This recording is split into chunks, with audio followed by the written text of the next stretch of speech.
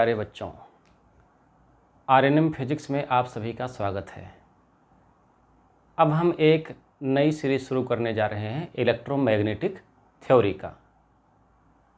Electromagnetic में दोनों चीज़ें हैं, ये इलेक्ट्रो प्लस मैग्नेटिक मतलब इलेक्ट्रोस्टैटिक्स के कॉन्सेप्ट्स यूज हैं, मैग्नेटोस्टैटिक्स के कॉन्सेप्ट्स यूज हैं, फिर इलेक्ट्रोमैग्नेटिक इंडक्शन के कॉन्सेप्ट्स यूज हैं।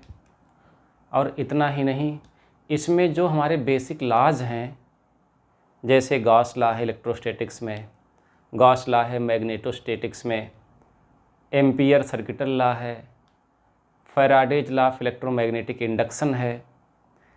ये सारे जो लॉज हैं इनको हम मैथमेटिकली ही रिप्रेजेंट कर देंगे। एक इक्वेशन लिख देंगे और बताएंगे कि ये इस लॉ को बताता है, और वो इक्वेशन दोनों फॉर्म में होगा, डिफरेंशियल फॉर्म में भी होगा और इंटीग्रल फॉर्म में भी होगा। यानी मैथमेटिक्स इसमें पढ़ना है। तो सबसे पहली बात यह है कि मैथमेटिक्स भी आनी चाहिए हमको इस लेक्चर सीरीज को पढ़ने के पहले, ठीक है। और कौन सी मैथमेटिक्स? मैथमेटिक्स तो बहुत बड़ा है अपने आप में। कौन सी मैथमेटिक्स जो इसमें यूज होगा? जैसे curl, gradient, divergence, surface integral, volume integral, line integral.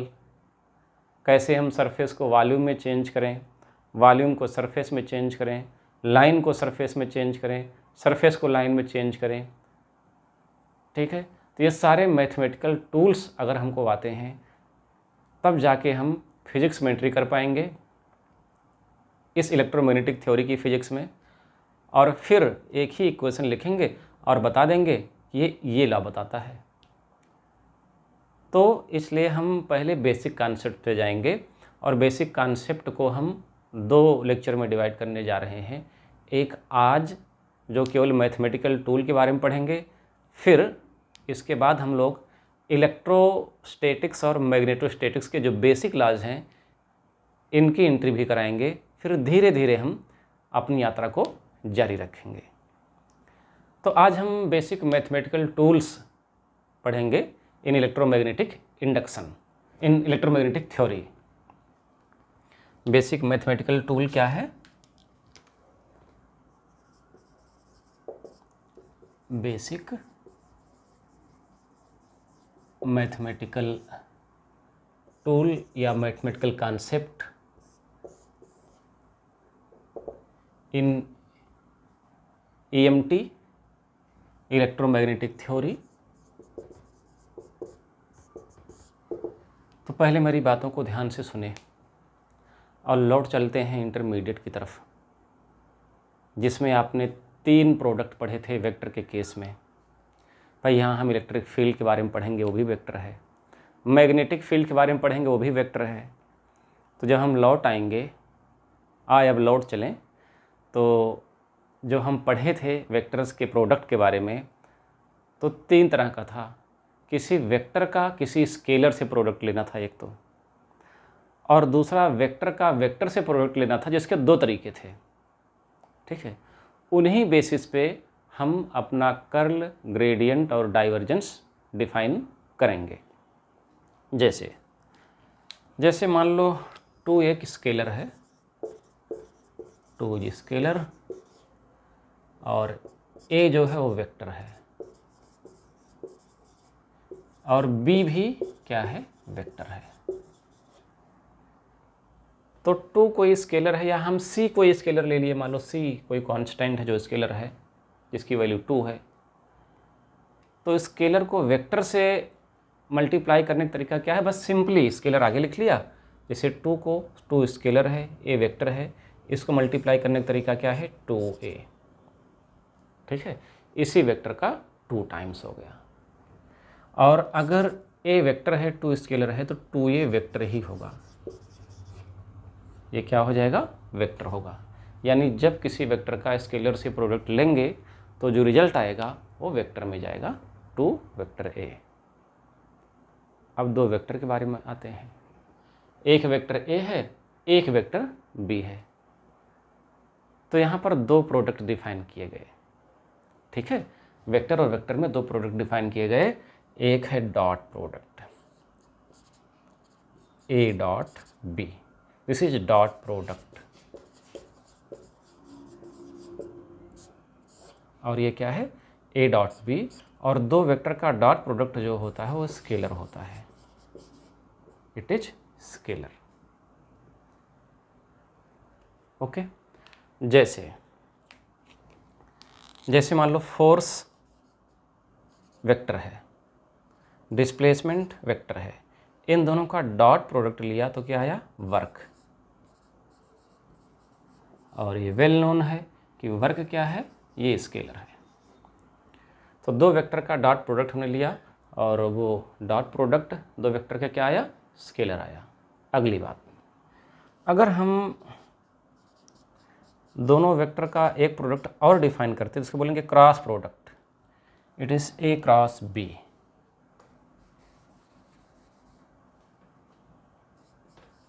Cross product, तो it is A cross B, और दो वेक्टर का क्रॉस प्रोडक्ट जो होता है वेक्टर होता है। ठीक है, जैसे आर क्रॉस एफ, इसको मोमेंट ऑफ फोर्स भी बोलते हैं, इट इज टार्क। ठीक है, बल का आघूर्ण, ये बल आघूर्ण है, मोमेंट ऑफ फोर्स टार्क। ठीक है, तो ये आपका दो प्रोडक्ट हुआ, एक है क्रॉस प्रोडक्ट और एक डॉट प्रोडक्ट। अब आते हैं यहाँ पर जो यूज होगा, अभी तो पुरानी बात थी, जब नया एपिसोड शुरू होता तो क्या दिखाते हैं रिकैप कि पिछले एपिसोड में क्या हुआ था। अब यहाँ की बातों पे आते हैं, यहाँ की बातों में क्या है, एक आपको वेक्टर ऑपरेटर वेक्टर डिफाइन मिलेगा जो है डेल ऑपरेटर, डेल या नेबुला ऑपरेटर या लाप्लासियन ऑपरेटर है।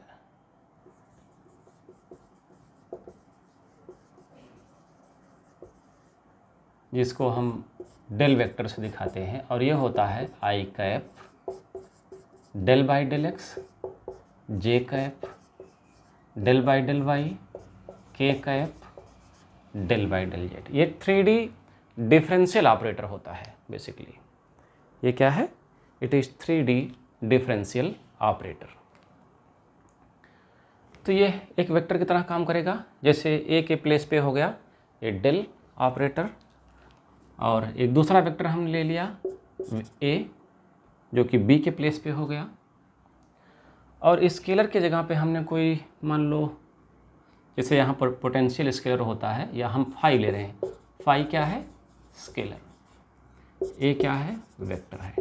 तो बिल्कुल यही सीन क्रिएट हो गया, जैसे यहाँ 2 स्केलर था तो यहाँ फाई स्केलर हो गया, ए वेक्टर था तो डेल वेक्टर है, बी वेक्टर था ए वेक्टर है।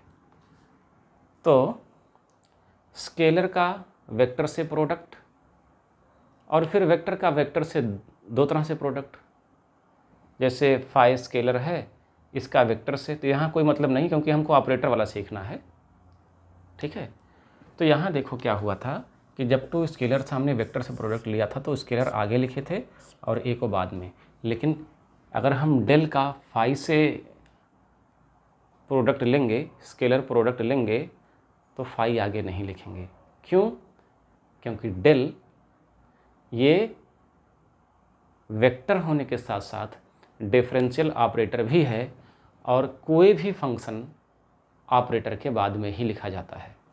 डेल फाई के मतलब फाई फंक्शन को डिफरेंशिएट होना है, और अगर फाई डेल लिख देंगे तो क्या है, फाई को डिफरेंशिएट नहीं होना है। तो हम क्या लिखेंगे, हम लिखेंगे डेल फाई, और डेल फाई को क्या पढ़ा जाता है, किसी स्केलर को अगर हम डेल वेक्टर के बाद लिखते हैं जो कि डिफरेंशियल ऑपरेटर भी है, तो इसको पढ़ा जाता है gradient of that scalar, gradient of phi. और जैसे स्केलर का वेक्टर से प्रोडक्ट वेक्टर था, वैसे किसी भी स्केलर का जो ग्रेडियंट है वो वेक्टर होता है, it is vector. Gradient of a scalar is always vector. ठीक है, तो एक बात क्लियर हुई कि ग्रेडियंट किसी स्केलर का लेंगे, स्केलर को डेल वेक्टर के बाद लिखेंगे, बीच में यहाँ डॉट क्रॉस कुछ नहीं, क्योंकि स्केलर के साथ डॉट क्रॉस नहीं चल सकता है, और अगर डेल के साथ इसको लिखेंगे बाद में तो इसको क्या पढ़ेंगे, ग्रेडियंट ऑफ दैट स्केलर, जो कि एक वेक्टर होगा। आगे चलते हैं अब इसमें तो जैसे दो वेक्टर में दो प्रोडक्ट था, एक डॉट एक क्रॉस, तो वैसे एक वेक्टर डेल की जगह पे है, एक वेक्टर की जगह पे डेल है और एक वेक्टर की जगह पे ए है। तो यहाँ भी दो चीज़ें लें, एक डॉट, तो हमने ले लिया डेल डॉट ए, और डॉट प्रोडक्ट को जब डेल वेक्टर से लेते हैं किसी वेक्टर का तो इसको पढ़ा जाता है डाइवर्जेंस ऑफ दैट वेक्टर। अब यहाँ का माफिया डेल है, क्योंकि हर किसी को डिफ्रेंशिएट होना है, ठीक है, मथुरा में रहना है तो राधे राधे कहना है, क्योंकि यहाँ कोई भी स्केलर फंक्शन हो, वेक्टर फंक्शन हो, सब डेल के बाद ही लिखे जाएंगे, नहीं तो डिफ्रेंशिएट नहीं होंगे। तो इसको पढ़ा जाता है जब डॉट प्रोडक्ट लेते हैं वेक्टर का किसके, डेल के साथ, तो डाइवर्जेंस ऑफ ये पढ़ा जाता है, और ये स्केलर होता है। जैसे दो वेक्टर का डॉट प्रोडक्ट क्या होता है, स्केलर, वैसे किसी वेक्टर का डाइवर्जेंस अगर लेते हैं हम तो ये डाइवर्जेंस भी क्या होगा, स्केलर होगा। अगली बात, अगला प्रोडक्ट क्या था, क्रॉस प्रोडक्ट, और ये डेल है, ये ए है, फिर क्रॉस प्रोडक्ट लेंगे, और ध्यान रखें कि ए को हमेशा डेल के बाद ही लिखा जाएगा, तो क्या हो जाएगा ये अगला प्रोडक्ट, डेल क्रॉस ए। और जब वेक्टर ए को हम डेल के बाद क्रॉस प्रोडक्ट लिखेंगे तो इसको पढ़ते हैं curl of A, curl of vector A. और किसी वेक्टर का जो कर्ल है, जैसे यहाँ दो वेक्टर का क्रॉस प्रोडक्ट वेक्टर था, वैसे किसी वेक्टर का कर्ल भी क्या होगा, ये वेक्टर होगा। The curl of A vector is also a vector. Okay, तो इतनी चीज़ें रिवाइज करें, फिर एक दो मैथमेटिकल टूल आपको और बता दें, फिर फिजिक्स वाली बातें, क्योंकि इसमें मैथमेटिक्स यही सब इतनी यूज होंगी।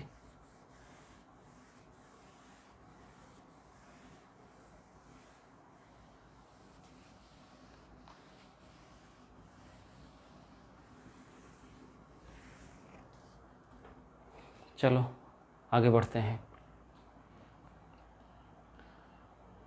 अब यहाँ पर कुछ इंटीग्रल्स आएंगे, जैसे surface closed integral, line integral और वॉल्यूम इंटीग्रल, ठीक है।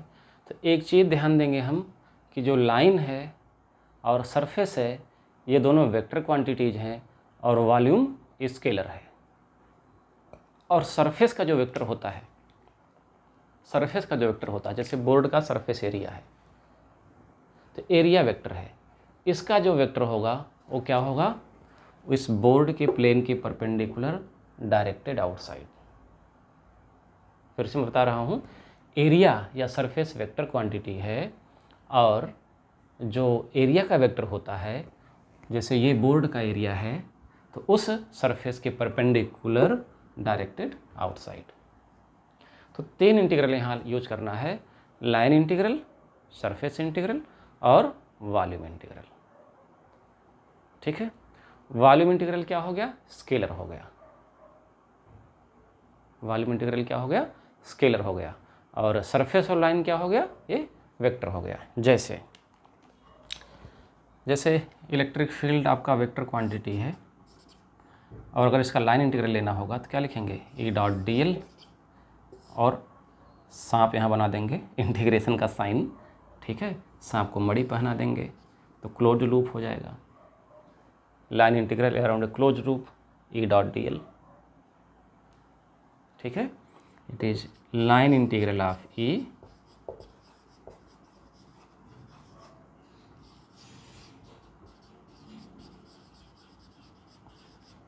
around a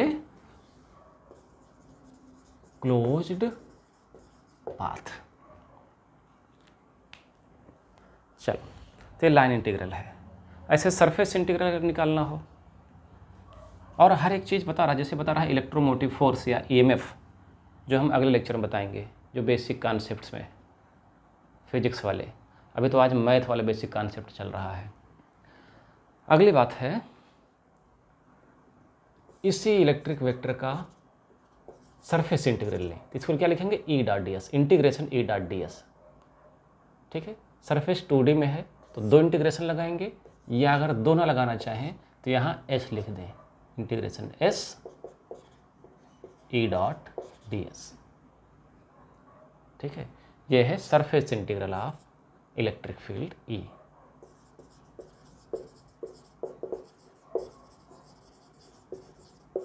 of E.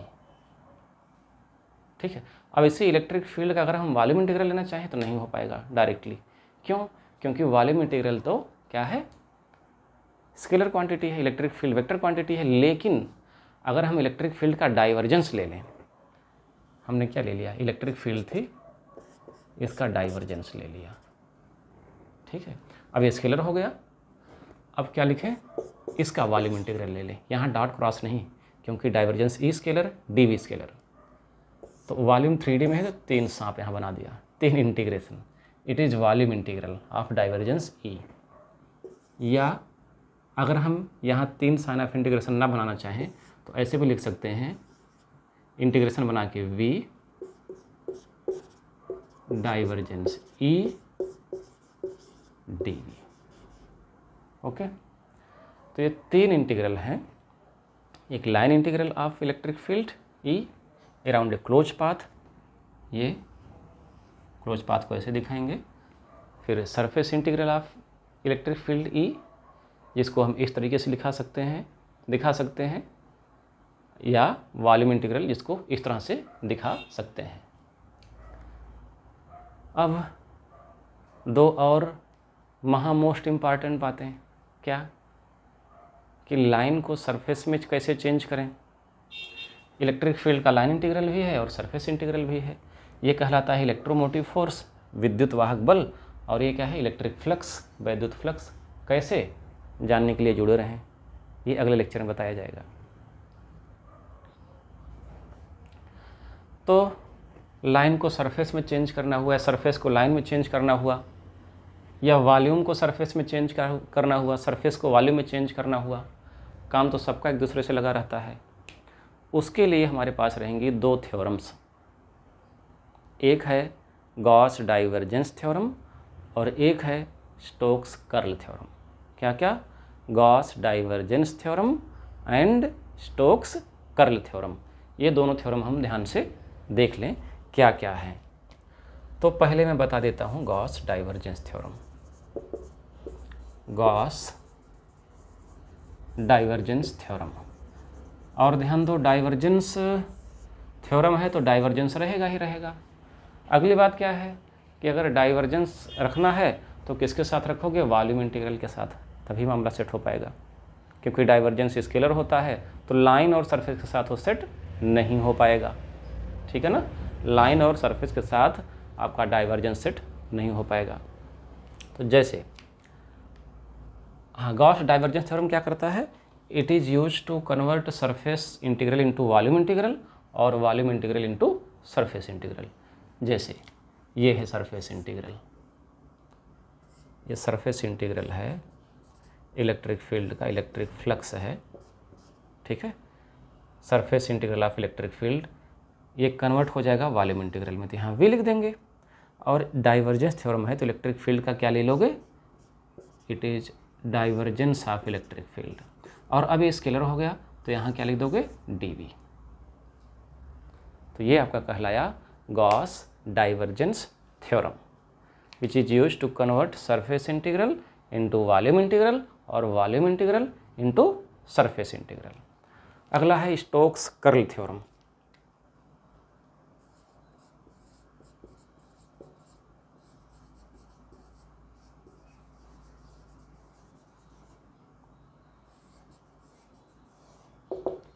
Stokes curl theorem, तो कर्ल थ्योरम क्या करता है, लाइन को सरफेस या सरफेस को लाइन में चेंज करता है।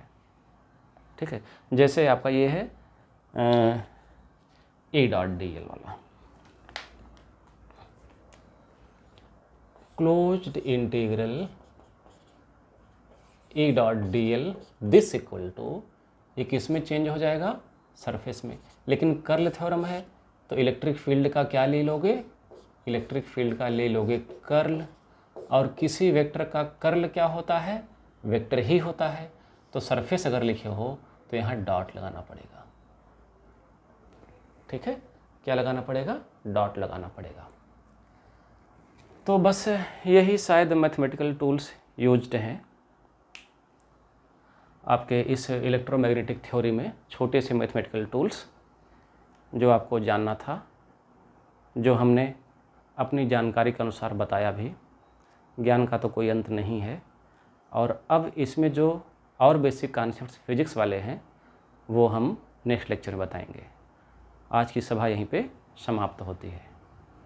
Okay, all the best.